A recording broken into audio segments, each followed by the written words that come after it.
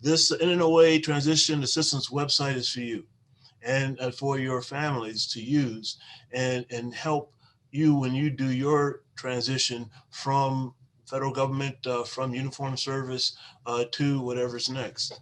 The platform offers work employment experience. It employs personal stories, good and bad. Introductions to networks, expand your network. That's the key in making any successful transition is your network. Guidance, advice, thoughts, and way ahead. Points on proceeding when you leave the service. And believe me, there are many things you need to consider when leaving service, you and your family. Knowing what you want to do. That is probably one of the hardest things to figure out is what's next. Putting yourself on paper, talking about yourself. And it's not writing fit bullets, it's different. And understanding the hidden job markets. People of color, women have tended to have a much slower and harder time transitioning to from the military to the private sector. So this will help get you along there. Now the website, transition website just went live a few days ago, and it includes NOA transition team formed again under Ernie Taylor and the Veterans Committee. It's 20 people and growing. You need to be a part of that committee, just as you need to be part of NNOA. There's good things to be done, whether you are in uniform or a government civilian. Photos, bios, email addresses, and all those type of things that are needed to help facilitate your transition.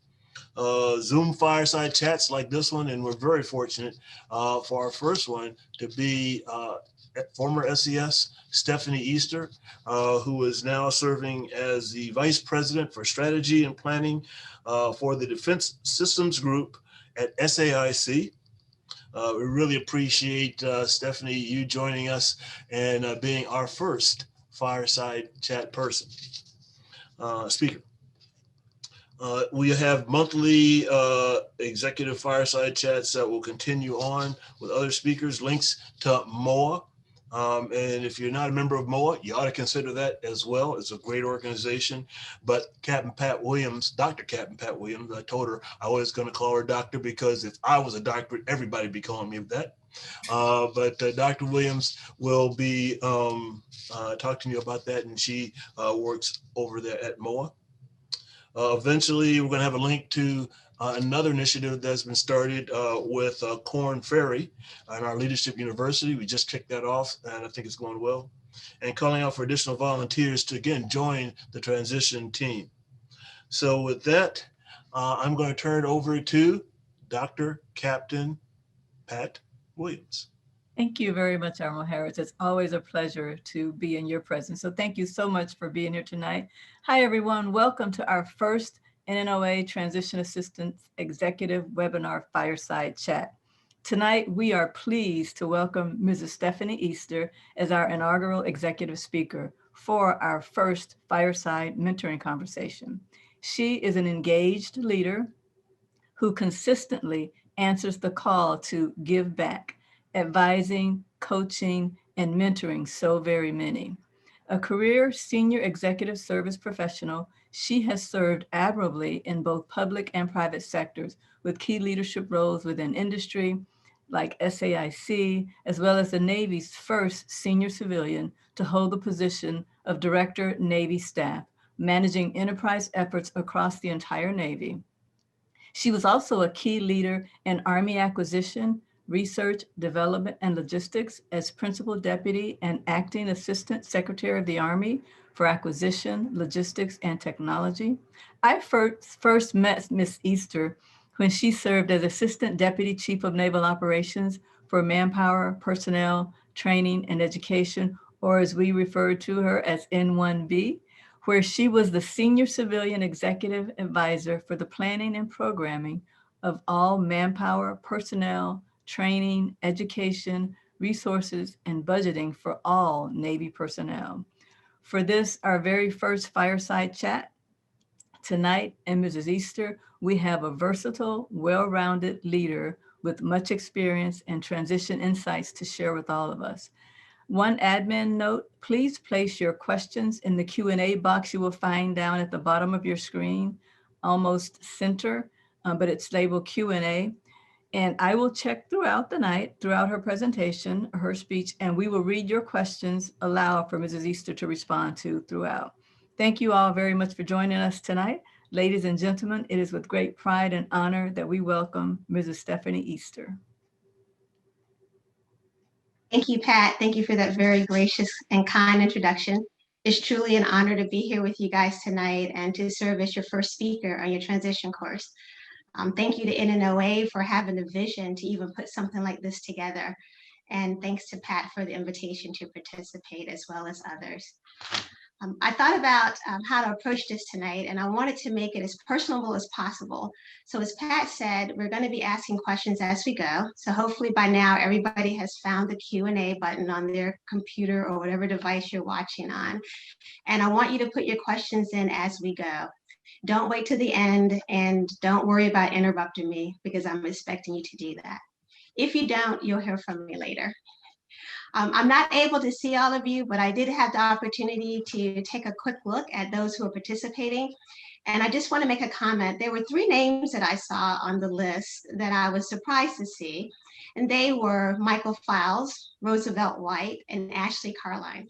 And the reason I'm calling out these 3 people is because I just want to put them on blast and say that, 1, I'm glad you're joining us tonight, but 2, you need not be thinking about transition at this point in time in your career. Each of you have a lot more work to do, and I look forward to you seeing you accomplish that. So I just had to get that out of the way right away. So I think the way I want to go about tonight is basically share with you some of the things that I experienced during my transition, and also just share my story, what it was like, and some of the things that I learned. So please, as I said before, ask questions as we go, and I will address them. Nothing is off limit. You can ask me anything. I do reserve the right not to answer anything that I don't feel comfortable answering, but you can ask it anyway, and I'm pretty sure that I'll be okay with answering all of your questions. So when you think about transition, it'll be different for everybody. I mean, if you're like me, you probably, and you're about to embark upon this part of your career, you probably talk to a lot of people, and you should do that.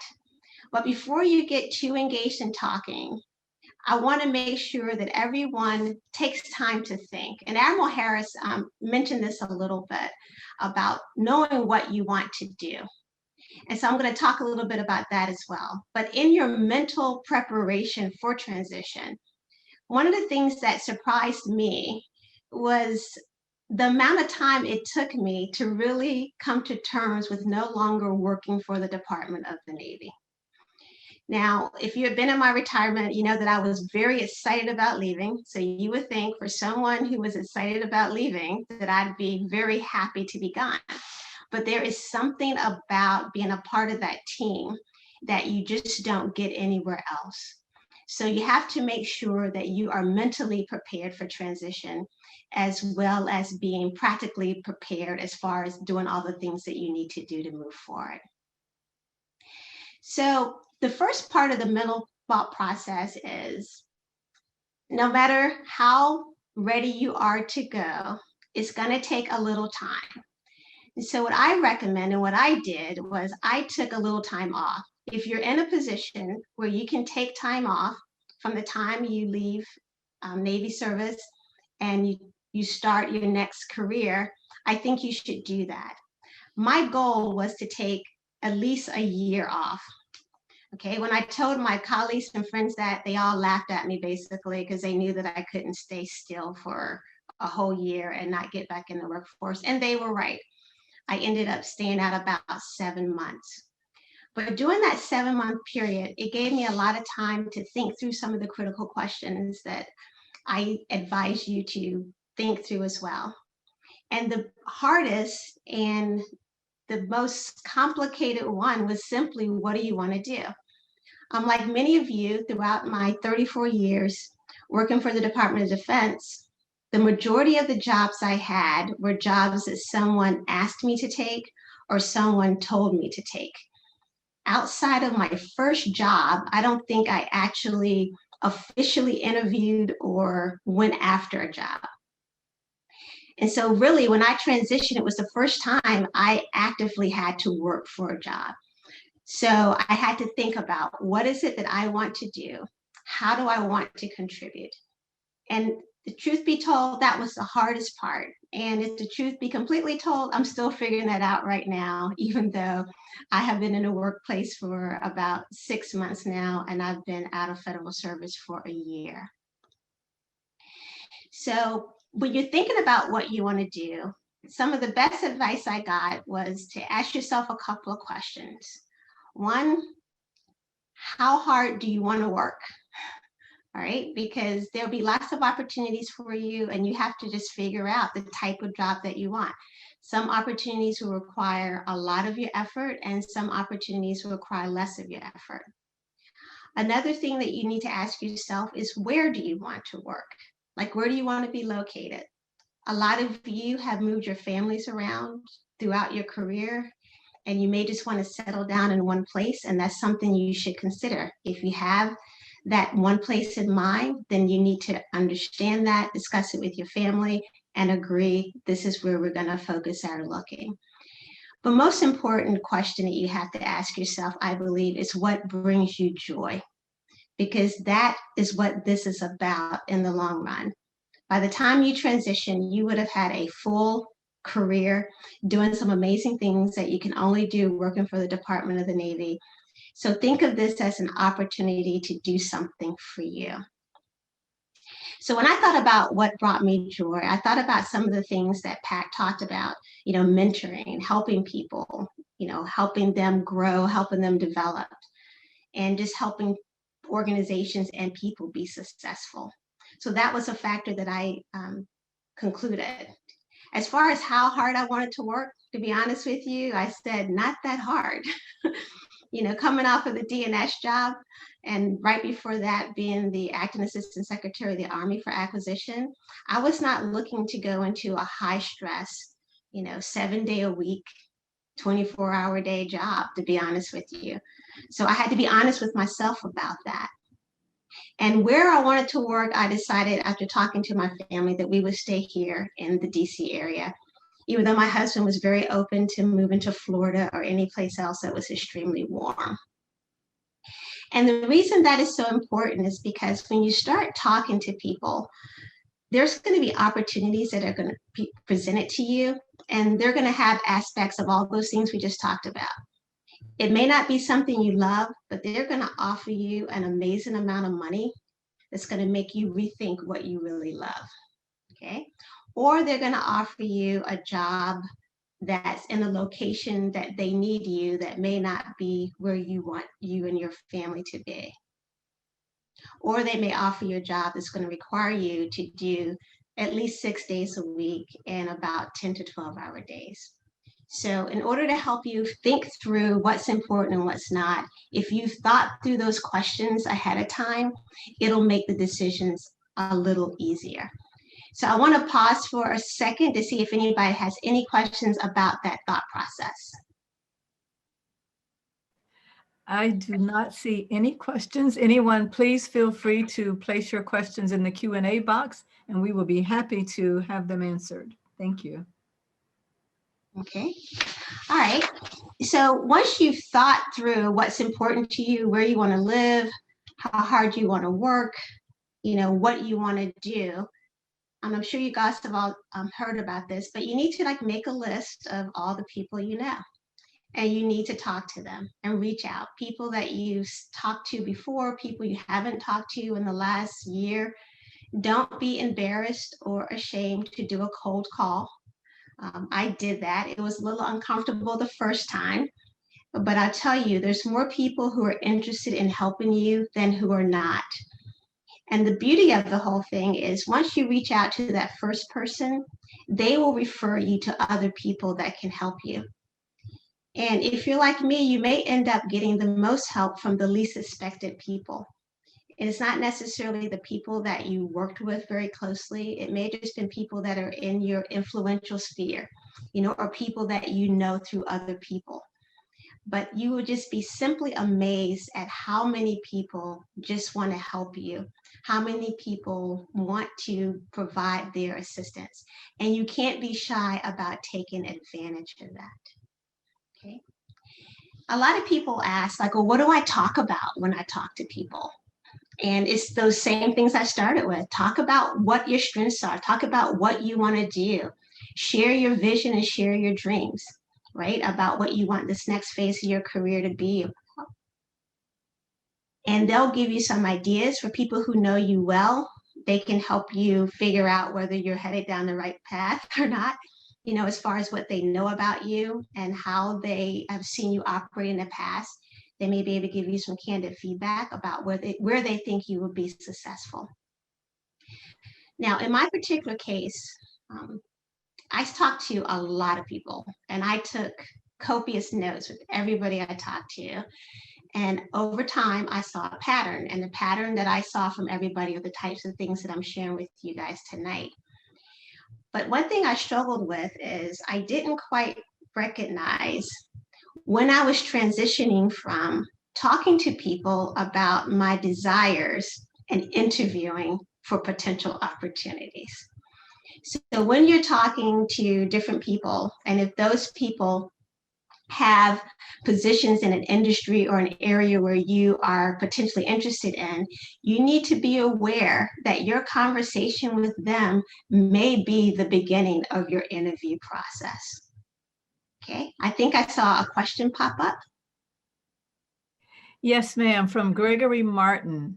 And actually, there are a couple. The first one is, did retraining or learning a new skill come into your mind when transitioning? Okay, I'll take that one first. Not really. Not a new skill, but, and that's an excellent question, but it was applying the skills and knowledge I had in a different way.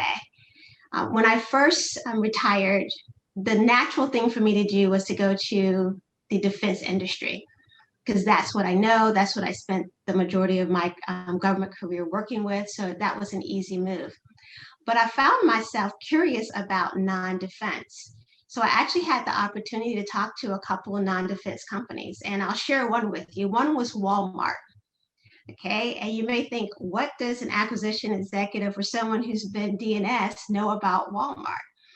And what I learned was you don't have to understand retail to work for a retail organization. What they were looking for was leadership. So that's why I say no, it wasn't necessarily a new skill, but there was a lot of thought to how do I take the skills and experience that I have and apply it to a different organization or different community. And that's something that all of you should think about. Okay, don't limit yourself to what you know, because everyone listening here has leadership skills. You guys have led people and led organizations at a lot of different levels. And leadership is leadership, regardless of where you're doing it. And there are lots of agencies out there, whether they're commercial, defense industry, or even retail like Walmart, that would benefit greatly from having your expertise. Thank you for that response. And then we have one from Denise Williams. How far back should you reach to network? Are recent associations more valuable than older ones? That's great. Thank you for that question as well. I went back to basically everyone I knew throughout my Navy career. The recent ones are good, but I started thinking about people that I worked for when I first became an SES, which was like 17 years before, and even people that I worked for when I was a GS. Now, if I hadn't talked to someone in about, 2 or 3 years, then if we had a mutual colleague or friend that had kept in touch with them more, I would use them to kind of do a reintroduction. And that's the beauty of this networking part. Like each one recommends one, or in reality, each one recommends 5. And so your network will quickly expand. And just when you're talking to someone recent, they may bring up someone that you knew prior, maybe 5 years before, or even 10 years before. And if that comes up and you have the opportunity to reach out to that person, I recommend doing it, because those people have been out a lot longer. They probably have gone through a lot of different experiences, and they can share a different perspective.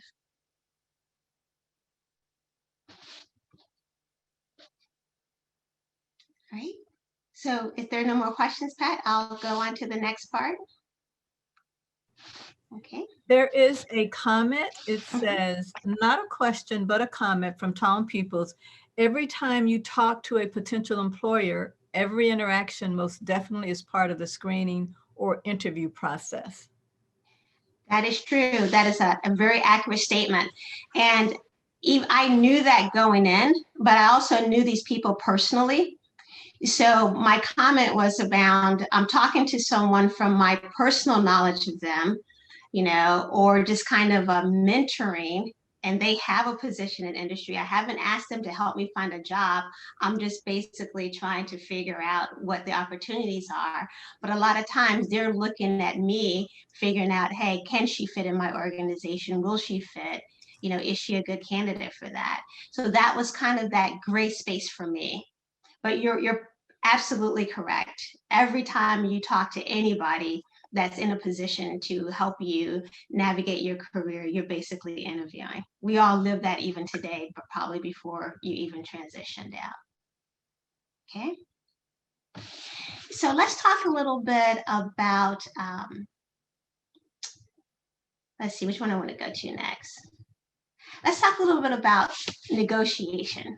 Okay, I'm just going to go straight there. When I say negotiation, I'm not just talking about money. Okay. When I was talking earlier, I was telling you that a lot of you, like me, had our jobs laid out for us, and you just kind of have a position, you go do it, and you make it happen. You don't get to ask for what you want. You don't get to influence what you want. You just get the job and you do it. Things are very different in industry. Everything is negotiable. Everything is on the table. And I was really surprised by that, to be honest with you, where I knew and I was very much prepared to be in a position to negotiate salary and compensation packages, which I'll talk to in a second. I did not think about some of the other things that I could negotiate, like the amount of time I traveled, how I traveled, whether or not my family traveled with me. All right. In my particular case, back to me not quite knowing what I wanted to do right away. One of the reasons I decided to go with SAIC is because they were flexible enough to let me explore other things. So while I was trying to decide where I was going to go work and which offers I wanted to seriously consider, I had the opportunity to join a board of directors of a private company. It's Fincantieri Marine Group, who's building the next frigate for the Navy.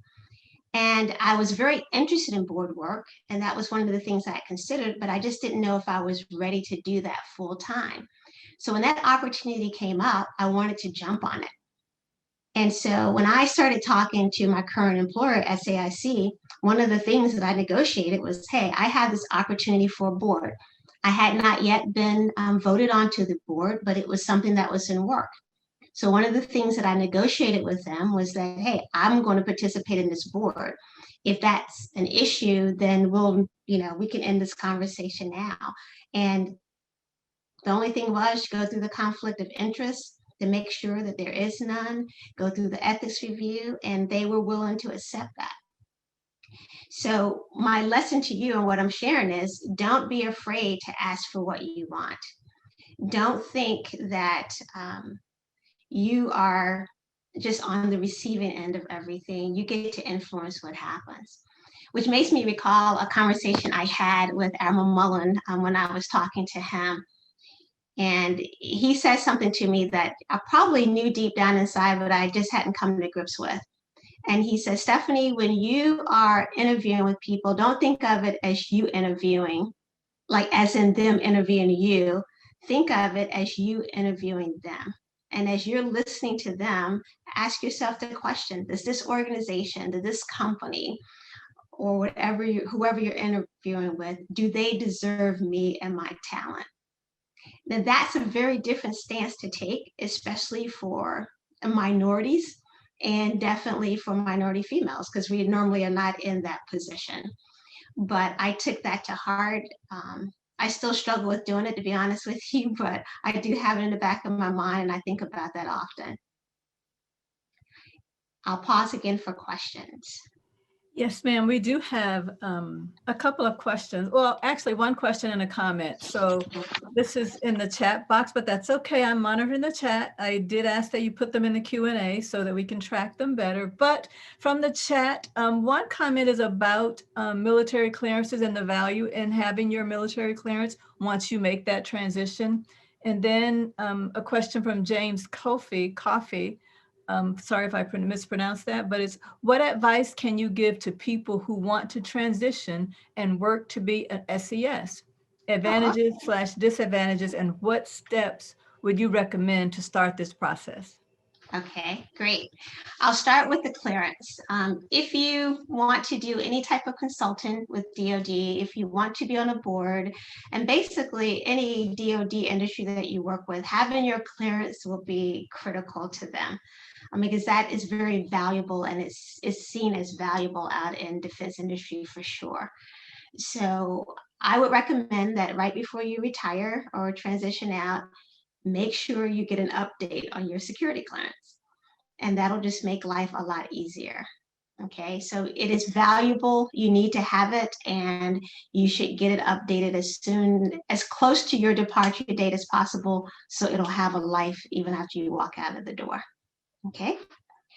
As far as advice on being an SES, that's a whole nother seminar, and I'll be more than happy to talk to whoever asked the question offline. But that is definitely an option for you. Government service as an SES, depending on what level you are, a GS. But so for an SES, you need to have the equivalent of a GS 15 or 14 year level, 1 year worth of experience at that level. So if you're an 06 or even a senior 05, you probably can't compete in that space right away. If you're more junior than that, you'll have to work your way through that. Being an SES is not much different than being a flag officer as far as the realm of responsibilities. The biggest difference is that you don't have detailing, so you have to apply for jobs. So with any SES job, you apply and you compete for each job. Even my comment about me being moved around, even when Admiral Ferguson said, Steffanie, I want you to come be my N1B, I had to interview with a panel to do that. Okay, I had to submit a resume. I had to go through that whole process for every job, except for I think the DNS job, but that's a different story. But so being an SES is just that civilian process you have to go through. I will tell you that I've talked to multiple senior military officers who have become SES and have expressed interest in it. A lot of them got frustrated by the process because it is a very long and different process, a lot of paperwork, a lot of interviewing and things of that nature. And it's just a different world. So you don't move around as much. I mean, you're hired into a particular position, and that's how you get your SES, right? It's not like you become an SES and then they find a job for you. You have to apply for a job that is a SES job. And when you get that job, then you become an SES. SES has 3 levels. You have tier 1s, tier 2s, and tier 3s. And you can equate those to their flag equivalents, a 1-star, a 2-star, or a 3-star. And the scope of responsibilities, like I said, is based on job though, and not on the individual. So I retired as a tier 3 SES because I was in a tier 3 job. Also, you can enter the SES core at any of those tiers. It's almost unheard of to go directly into a tier 3 SES job with no previous SES experience, but you can enter at a tier 2 without any SES experience, because some jobs are just created that way, like deputy PEO jobs. at the acquisition commands in the Navy are mostly all tier 2 SESs. So if you're a GS-15 or retired 06 or a senior 05 and you're interested in, you're an acquisition corps person, then you can compete for a tier 2 SES based on your experience there. Did that answer your question? I haven't gotten any feedback yet from James, but I will keep an eye out on the chat. I do have one other question from Mager Chapel. What are your thoughts on using executive recruitment firms such as Lucas Group? During past discussions with this particular recruiting firm, they seem to mainly focus on employment opportunities in large cities like Chicago, Indianapolis, Atlanta, and DC. And by the way, ma'am, James did said, yes, thank you very much. That answered his SES question. Okay, great. And James, if you want to reach out to me later, you can get my contact information. We can talk more if you want. But as far as executive search firms, I stayed away from that only because I didn't think I needed that. I probably would have done that as a last resort. And plus, I kind of knew the area that I wanted to stay in. There are lots of companies out there that do executive searching services, and there's some who even help you think through what you want to do. Someone referred me to a group that takes like a month, and they bring you in and you talk to them and you go through all these different workshops, and they help you figure out, you know, what it is that makes you happy and what it is that you want to do in your next career. And I know people who have used them and have been very successful with them, but it's not something that I pursued or even considered. Okay. That's all the questions for now, right now. Okay. All right, so let's talk a little bit. We talked about negotiation. Another part of that is knowing your worth. And your worth, as I said before, is not just a dollar figure. Your worth is what's important to you, other interests that you have, as well as the needs of your family. Okay, so think about that, because that was a hard part for me. You know, most of us, especially as minorities, we underestimate or undervalue ourselves and what we bring to the table. One thing that I have learned over just the 6 months I've been in industry is that the things that we took for granted working for DoD, as far as how you do business and some what I call basic stuff, isn't so basic everywhere. So things to just create structure and things to facilitate communication up and down the chain of command aren't always as prevalent in industry as you would like to think. I found myself on a couple occasions just laughing to myself, because I remember all the times when I worked for the Navy and even the Army, when we were spending all this time talking about how we wanted to be more like private industry and how we needed to operate like a business. Well, I'm here to tell you that some businesses are just as bureaucratic as the federal government, okay? They have their own cultures, just like the Navy does. And they reflect the customers that they serve a lot of times. So just keep that in mind. And some aspects that's good, because it won't be that big of a change for you. And some aspects it's not good because it won't be that big of a change for you. So think about that and the culture of an organization when you're considering where you want to work and who you want to work with. Okay. So I'm going to talk a little bit about compensation and just some basics. I'm not going to get into a lot of detail here because this will be different for everybody. But when you're dealing with private industry, and whether this is defense industry or anybody, it's the same thing I had with Walmart and a couple other places, is they talk in compensation packages. So understanding what's important to you is key here, because there's your salary, there's your bonus, which some people refer to as short-term incentives, and then there's your long-term incentives. And that's normally some type of equity or stock in the company. So depending on where you are in your career and how long you intend to work and whether or not you're looking for a place to like plant your roots and stay there for a while, those things, they have various, levels of importance to you. So maybe you're more concerned about your long-term incentive package than you are about your immediate salary. But I will tell you this, which I was shared with me, and when I started negotiating, it became very obvious, and I was grateful for the insight, is that salary is the basis of everything. So don't sell yourself short on salary. And by that, I mean, like if your base salary is $10, then your bonus could be 20% of your base salary. And then your long-term incentive could be 25 or 30% of your base salary. So understanding that base and how important that is, it drives all of your other aspects of your compensation package. So just have in mind when you start talking to people and they talk to you about money and compensation, just think and understand that there's at least two elements to it. If you're in a private company, you may not have the long-term incentives as far as stocks and stuff like that, but in a public company, you probably will.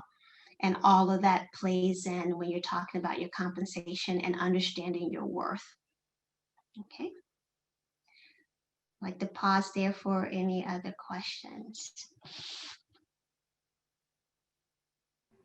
I don't see any other questions at this point. Okay. I will be keeping an eye out. And if just as a reminder for all of those joined in, please place your questions in the Q&A box and I will be sure to read them out. Thank you. Okay. So the other thing I want to talk about is just kind of all the different options. And we talked about a little bit, we talked about SCS. You can go back into government service, which was an option for me because that's what I did. You can work for-profit organizations. You can work for nonprofit organizations. You can also do what is referred to as have a portfolio, okay, or start your own LLC. All of those are options for you. So again, when it comes back to thinking through what you want to do, how you want to work, how hard you want to work, and where, all of those things come into play. I came to the conclusion that I did not want to work for a small business because everyone I talked to told me that working for a small business would be just like, that would be a lot of work because it's a lot of effort. You have a lot of responsibility, but you have to put in a lot of work. And so I kind of dismissed that. There will be large companies that come from you, your typical large defense contractors, in my case, the Lockheed Martins, the Northrop Grummons, the Boeings, and all of those guys who will throw unbelievable opportunity at you as far as compensation is concerned, but you have to think about where you want to fit into a company. Do you want to be a small fish in a big pond, as they say, or do you want to be a big fish in a medium-sized pond or a big fish in a small pond? And you just got to think through that a little bit. For me, the parameters I set for myself is that I thought I wanted to work for a mid-sized firm and where I was no more than 2 removed from the CEO of the company, because I thought that's where I could have the most impact and make contributions at an impactful level. But I also wanted the flexibility to do other things because I like speaking, I like mentoring and doing things like this. I just wanted to have the flexibility to do it.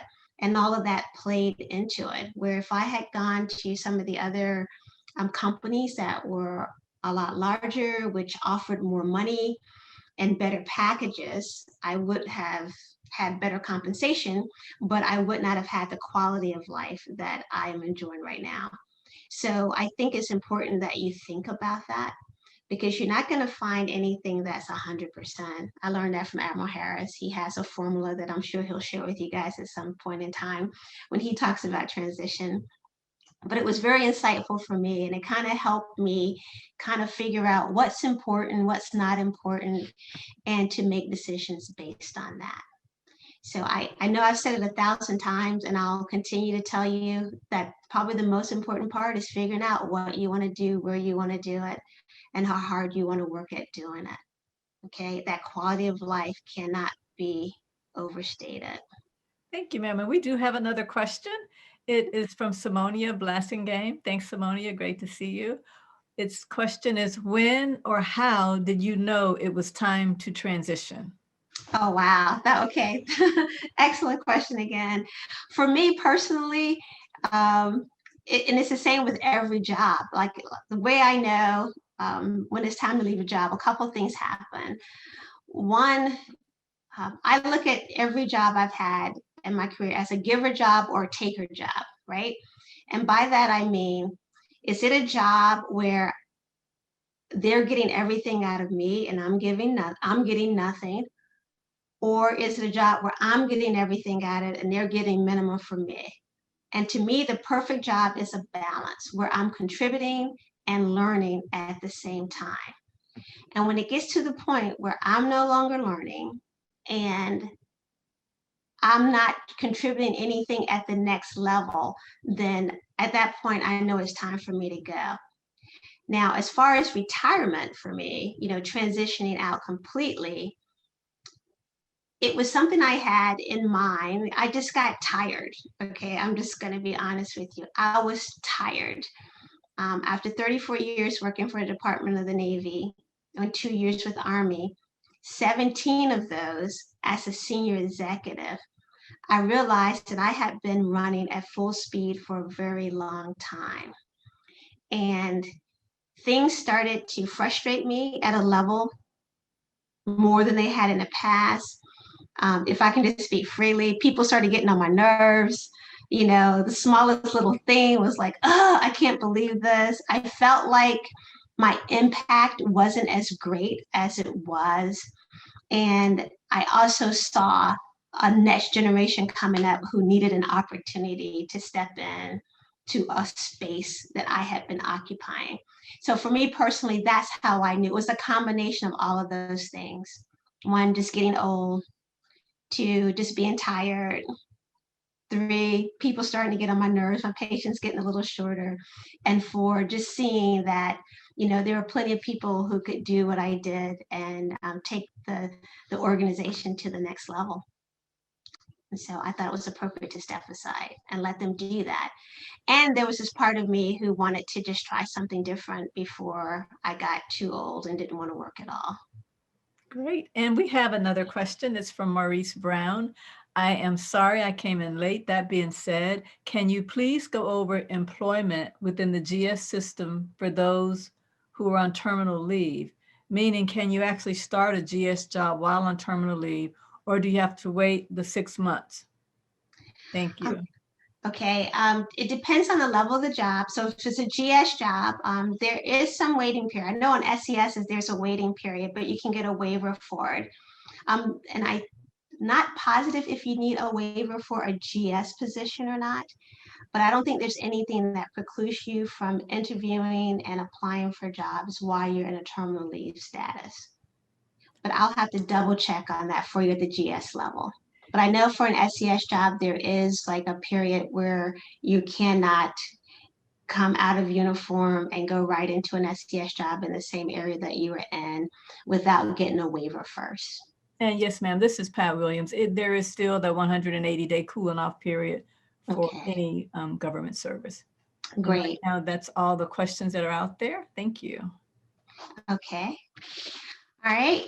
So I've kind of shared some of the things I went through. I've got lots of great advice along the way, and I've shared some of that as well. But probably some of the key things that resonated with me and continue to resonate with me right now, and that I struggled with the most were, as I said before, knowing what I wanted to do. And that's okay, because you can experiment. I had this mindset that once I decided on a company that I was committing to another 34 years, kind of like we do with our DoD careers. And I had a colleague tell me, Steffanie, you can't look at private industry that way. You're not signing up for a contract to be there for even 5 years. He's like, so you shouldn't look at it that way, because they can let you go in a year if they choose to do so. So you must be willing to walk away in a year as well. And I heard that and I accepted it. I still have this thing that I just can't see taking a job and leaving in a year, but it's a different culture and it's a different place. Right. Another thing I've seen, I've talked to some of my colleagues who served in uniform that work in industry. You guys are very accustomed to being called by your rank. First names abound in private industry. So it doesn't matter, what level you were, you will be Steffanie or things like that. The other thing is, and that's fine with me because I actually enjoy that.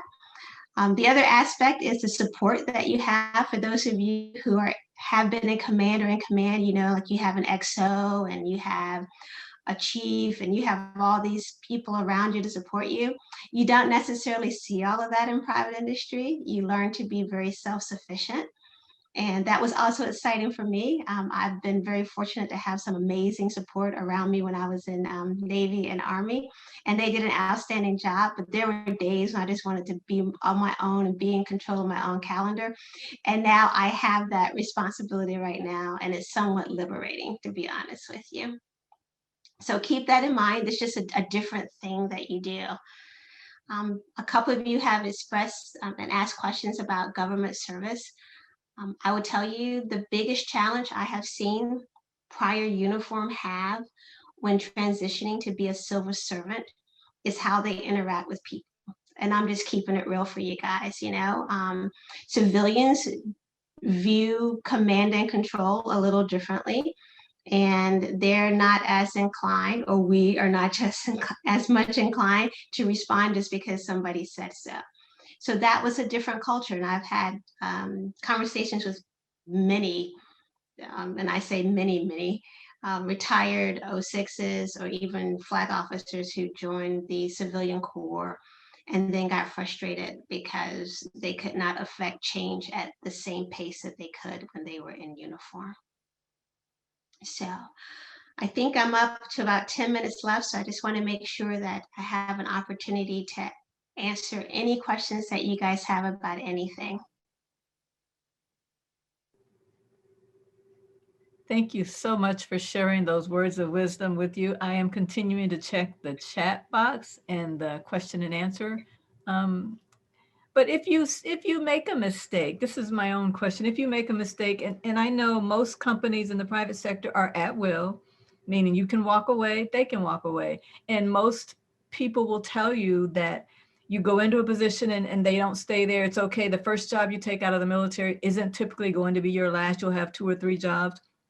But for those of us who tend to get somewhere and you get stuck and you just sit there, and then you kind of feel guilty about, do you leave? When do you leave? But if you feel like you haven't walked into the best overall situation in terms of compensation or whatever the case may be, or workload, and you're working way harder than you thought you wanted to work after doing 30 plus years of service, then are your options the same in terms of making that second transition? I think they are, and I've seen it successfully done. But I tell you, the advice I got and what I tend to believe personally is I'm going to give anything at least a year, and preferably 2, because it takes about 6 to 8 months just to figure out your new environment, right?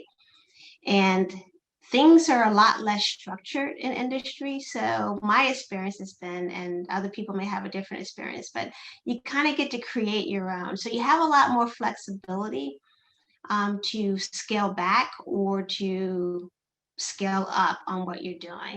So I would give it a good try before I walked away, because the thing I was always concerned about was my reputation. I did not want to be seen as someone who was a job hopper.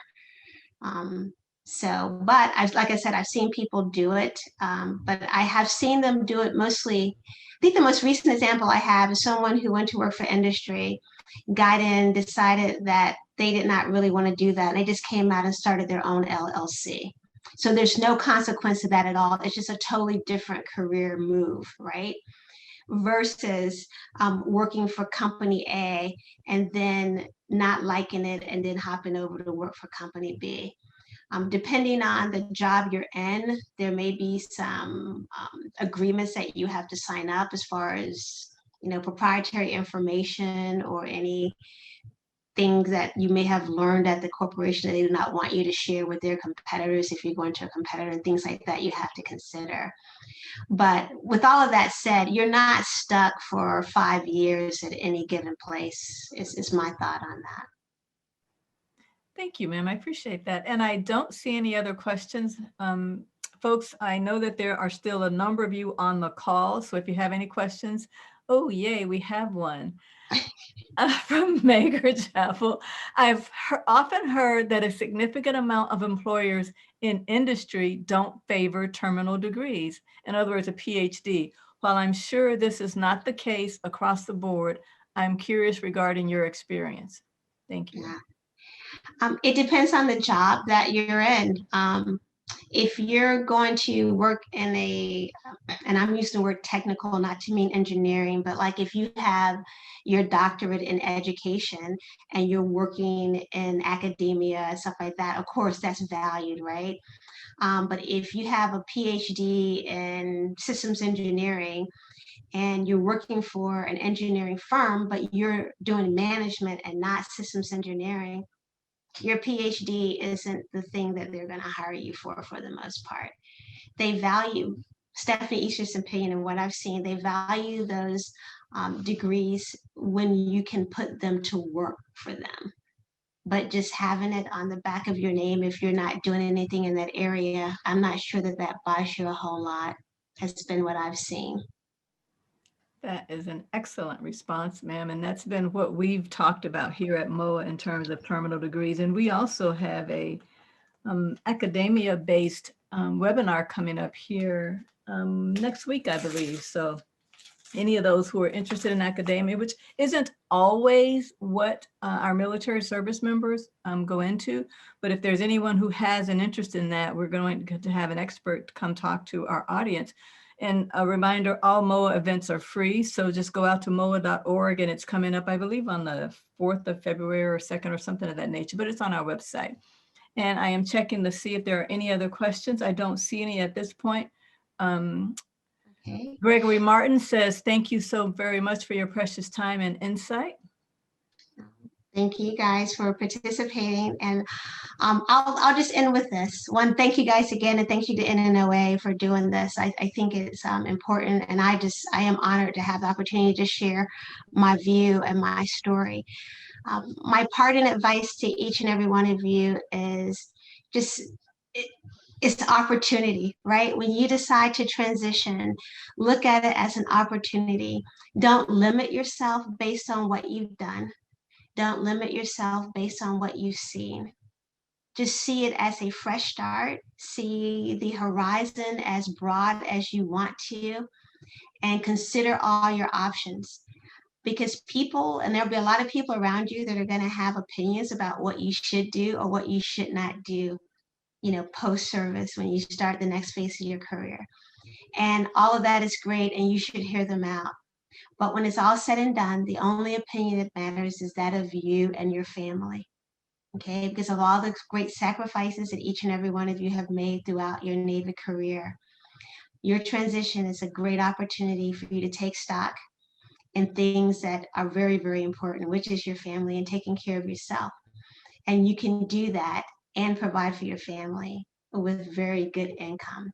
But it needs to be something that you enjoy, and don't underestimate the skill set and the value that you bring wherever you go, whether it's private industry, whether it's commercial industry, defense, academia, or even starting your own corporation. All of those are options for you. And you can even do a couple at a time. I know plenty of people who are working with industry, but they also have their own LLC and do consulting on the side. So please know your worth, know your value, and take full advantage of this next horizon, because I think that's how you should view it, as opportunity, because each of you have worked very hard, you've earned it, and I wish you all the very best. Thank you so Ms. very much. Easter, let me jump real quick. Thank you so much. And thank you, Pat, for moderating this wonderful first session. Absolutely everything you said, Steffanie, Ms. Easter, was absolutely true and couldn't have been said better. I will only add one comment that I tell people all the time. Remember, when you look at all the people you've seen who have retired, they're all smiling.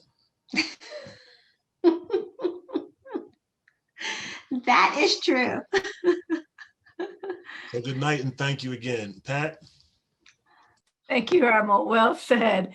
And again, thank you so much, ma'am. We did have a couple of other comments thanking Admiral Harris for his leadership and the NNOA Board of Directors. And so we appreciate that, and thanking a couple of members said, Carl Barnes said that it's very helpful information that you've shared with us tonight. So ma'am, we really appreciate your help tonight, your advice and your wisdom. It's so important for those of us who are making that transition and trying to figure out the what's next. So for you to come on and just at the drop of a hat in less than a couple of months, for us to pull this together and have this executive leadership session, it's just amazing. So thank you so very much for your time and energy tonight. We appreciate your words of wisdom. My pleasure. And thank you guys again for having me.